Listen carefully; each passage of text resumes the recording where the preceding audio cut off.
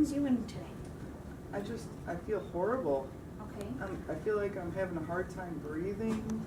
Okay. I'm just sweating so much, but I'm cold at the same time. Okay. I have this cough that won't stop.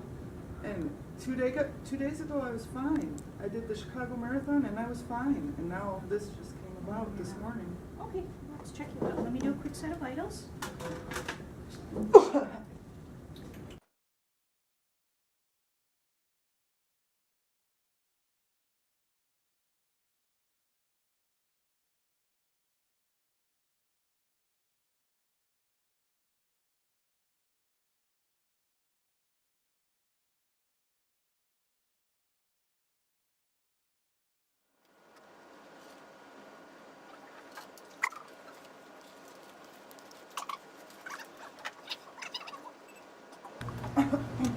Hi, I'm Dr. Jingo Heimer-Schmidt. What brings you in today? I'm having a really hard time breathing. Okay. I have this cough that it feels like I have to cough something up, but nothing's coming up. Okay. And I'm just so hot and sweaty, but then I have like the chills as well. I just don't feel right. Okay. Can you sit up for me? What was our O2? O2 is 94%. Deep breath.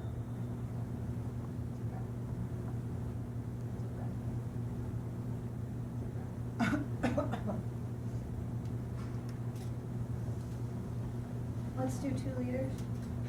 Blood cultures, chest x-ray. Let me know the results. Okay. All right. Dr. John Jacob, the x-rays are in. All right.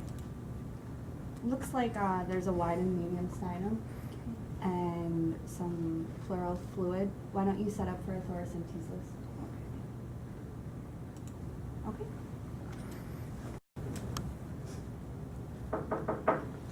Sorry to interrupt. Hey, Amy, could you, we're going to have our team meeting in about 15 minutes, so I'm sorry to interrupt. Can you just get everybody together, and Okay. then we'll start in about 15 minutes. I know you're taking care of this patient, so. Okay. All right, thank you. Hi, everybody. I just want to thank you all for coming to this team meeting, and I just got a report from the FBI that there was a dissemination of anthrax, and it happened at the Chicago Marathon. It seems that at the finish line there were towels handed out, and that participants and also volunteers might be exposed. They took the towels and actually inhaled the anthrax. So we really have to step things up here at the hospital before we make a statement to the public. We want to make sure that we have the supplies and the staff that we need to be ready for this. And so, and they also found out that there was a terrorist organization that claimed that they did do this. So we didn't want to put it out there to the media yet in case there was a hoax. So we just wanted to see if, you know, the ER had any cases coming in, and we need to train the staff on what signs and symptoms to look for.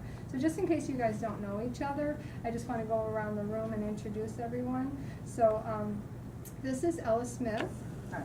and this is Sam Jones, and this is Penny Sillen. I'm sorry, and you are? I'm Dr. Jingo Heimer-Schmidt. Oh, and her name is my name too. Call me John Jacob. So John Jacob, can you tell me if you've seen any cases come through the ER that sound like any of these signs and symptoms that we discussed? Well, Dr. Jingo Heimer-Schmidt, actually, we had a patient that had a wide and medium sternum, fever, chills, pain, shortness of breath. She was coughing, sweating. So we are suspecting anthrax at this point. Okay, so maybe we could, you know, follow up with the blood work and see, just so we can have a definitive test for that. Yes, we have blood cultures drawn. Okay, So, all right. and we are starting them on Cipro. Okay, and then we should probably address that with Penny Sillen, so.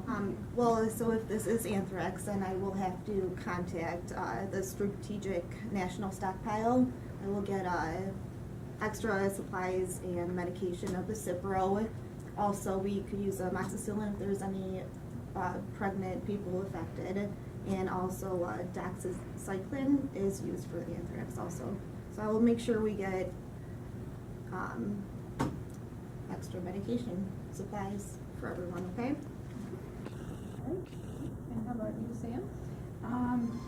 Well, I'm wondering how we would handle patients that come into the ER at this point on. Was this patient that we just had was at the Chicago Marathon, so I'm assuming we'll be asking patients, aside from their symptoms, if they have been that's a good point. So just having specific questions, and maybe we need to get a list from the Bank of America to see, you know, if we could ask them and check them off and have some type of database going so we can all work together in an interdisciplinary way so that we make sure that everyone is aware of this. But we want to get ourselves ready before we actually make a statement to the media. Yeah, we're looking at about 40,000 people for the marathon, so. Plus, once it gets out to the media, it's gonna be even more widespread, people panicking. Volunteers as well. We Right. don't know how many of them were affected. Right, so we need to set up the triage so we can eliminate people who were not, that's the first thing, that they were not at the marathon, so we know that if they have signs and symptoms, because there's gonna be some panic, so we wanna make sure that we keep everything calm and make sure that we're following an algorithm so that we can keep everybody moving along to where they need to be. Also, we could evaluate people if they have had the anthrax vaccine True. in the triage, so. Okay.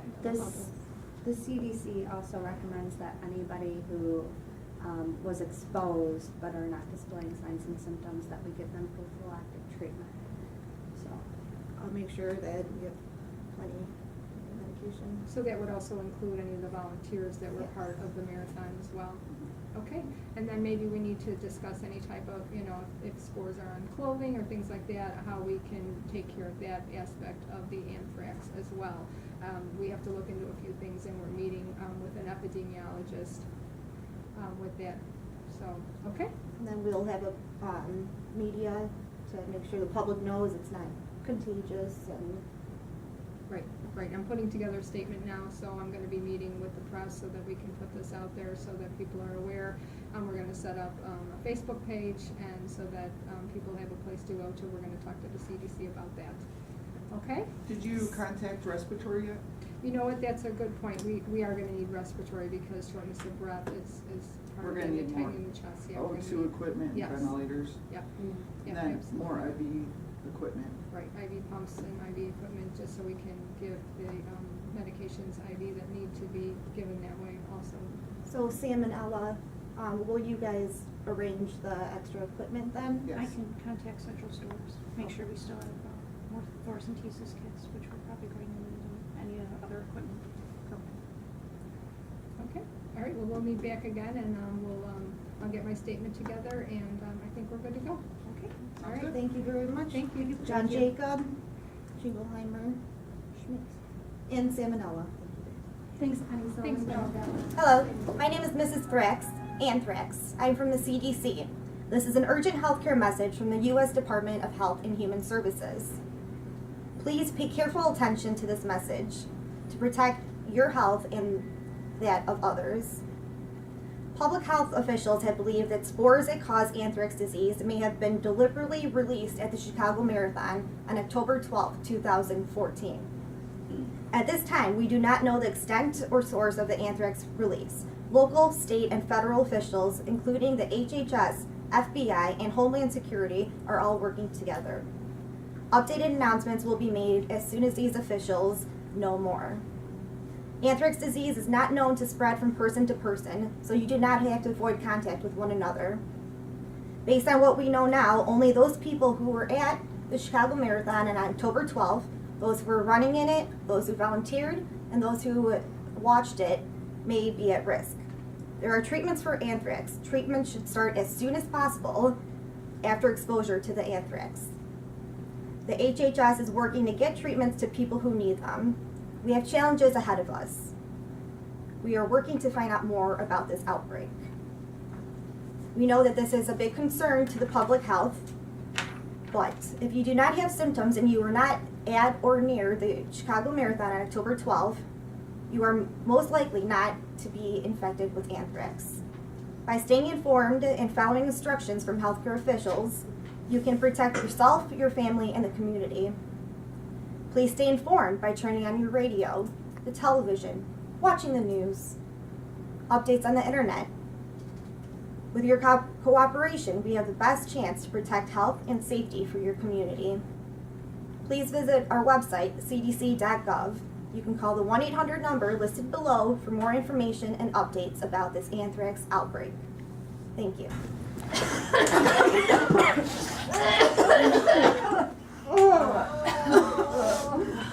my God, it's so crowded in this emergency room.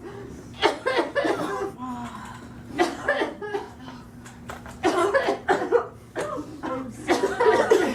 I'm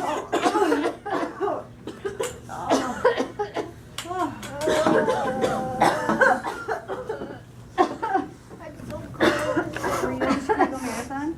What? Were you at the Chicago Marathon? Yes. Okay. Is your name on this list? Yes. Can you step this way, please? Thank you. Were you at the Chicago Marathon? No. Okay, thank you. Were you at the Chicago Marathon? What does it have to do with anything? Yes or no? Were you at the Chicago Marathon? Yes, I wasn't running it, but I was helping. Okay. Can you please step this way, ma'am? Do you need assistance? Yes, Okay. please. All right. On the count of 3. 1, 2, 3. All right.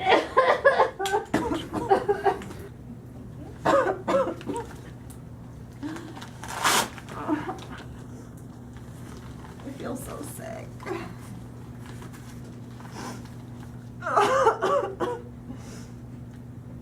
You guys gonna give me medicine? Yes, we're gonna give you medicine. What's your vitals? First thing I need you to do is, I'm gonna have you step into this room. It's me. Okay. We need you to go over here into our decontamination area. There's Okay. a shower provided in there. Okay. Take your clothes off, please put them in this red bag, and then when you're done washing off, please put this gown on. Okay. So shower, put my clothes in this bag, and then gown. Correct. Okay.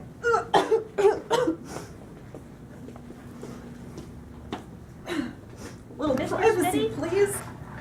I am Mr. Smitty. Hi, Mr. Smitty. Okay, you were at the marathon, correct? Yeah, And are you feeling symptoms or not? I feel fine. Okay, you're feeling fine, but we still need you to take prophylactic medication, and we still need to decontaminate you, okay? Okay.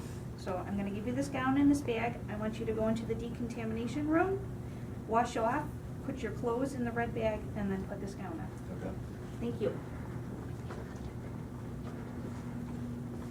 I would also like some privacy, please.